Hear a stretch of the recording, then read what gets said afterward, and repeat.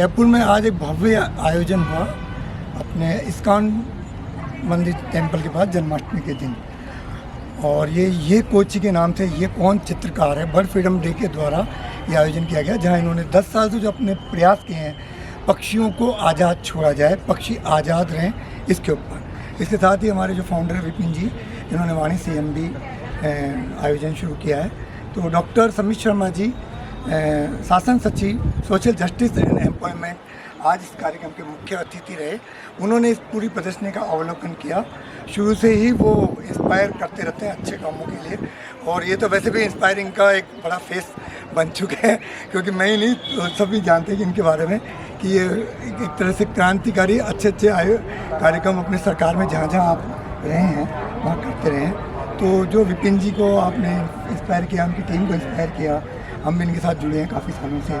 तो जो भी 2 शब्द आप बोलना चाहें भारत न्यूज़ टीवी प्राइम की तरफ से संबोधन के, कैसा महसूस कर रहे हैं और आगे क्या करना चाहिए मार्गदर्शन लोगों के लिए और हमारे लिए। पहला शब्द तो यही है कि जो आप प्रशंसा कर रहे हैं वो मैं विनम्रतापूर्वक स्वीकार करता हूँ, पर पूरा टीम वर्क होता है और ये हमारा राजकीय कार्य है। हम पब्लिक सर्वेंट हैं, लोक सेवक हैं, तो उस रूप में जो भी भूमिका सरकार द्वारा हमारे लिए तय की जाती है, या मैं तो बोलूँगा कि परमपिता परमेश्वर द्वारा तय की जाती है कि हमें ये काम जीवन में करने होंगे, तो उसको हमारी कोशिश रहती है कि जनहित में और अपने 100% देते हुए बेस्ट तरीके से उसको करें। और जब किसी भी काम में हम अपना 100% देते हैं, पूरे कमिटमेंट के साथ देते हैं, डेडिकेशन के साथ देते हैं, तो निश्चित रूप से उसके परिणाम भी 100% होते हैं, बहुत अच्छे परिणाम होते हैं। और दूसरा शब्द ये है कि ये जो आयोजन किया है इन्होंने बर्ड फ्रीडम के बारे में, जो अवेयरनेस जनरेशन के लिए जो ये प्रदर्शनी आयोजित की है, मैं समझता हूँ कि बहुत आवश्यक है।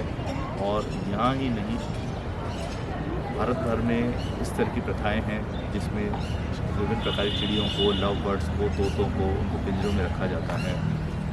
कई देशों में भी इस तरह की परंपराएं हैं, तो उसको IEC करके और ये संदेश वहाँ तक पहुँचा करके और उनको मुक्त करने में, और जो उनका प्राकृतिक वातावरण है जो भगवान ने उनके लिए बनाया था, उसमें रहने में ये जो आपका प्रयास है, ये निश्चित रूप से बहुत मददगार हुआ, बहुत सहायक होगा।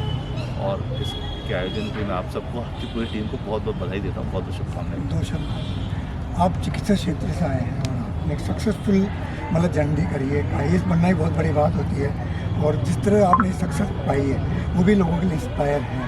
तो इस सक्सेस के पीछे किस तरह से आपने सक्सेस हासिल करी, और लोग भी आपके जैसे बनना चाहते हैं कि आपकी जैसे लाइफ में आना चाहते हैं, उनके अगर कुछ आप बोलना चाहें जो युवा पीढ़ी है, कि उसके बारे में 2 शब्द बोल सकते हैं सक्सेस, अपनी सक्सेस के साथ।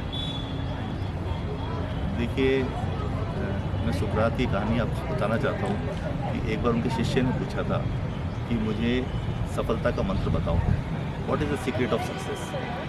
तो वो उस समय नदी में प्रार्थना कर रहे थे और उन्होंने शिष्य को अपने पास में बुलाया और उसका जो सिर है वो बालों से पकड़ा और उसका सिर पानी के अंदर डुबो दिया।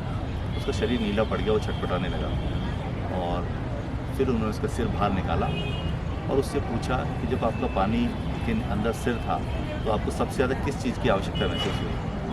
तो शिष्य ने डेफिनेटली कहा कि मुझे हवा की आवश्यकता हुई महसूस, मुझे ऑक्सीजन की ज़रूरत महसूस हुई।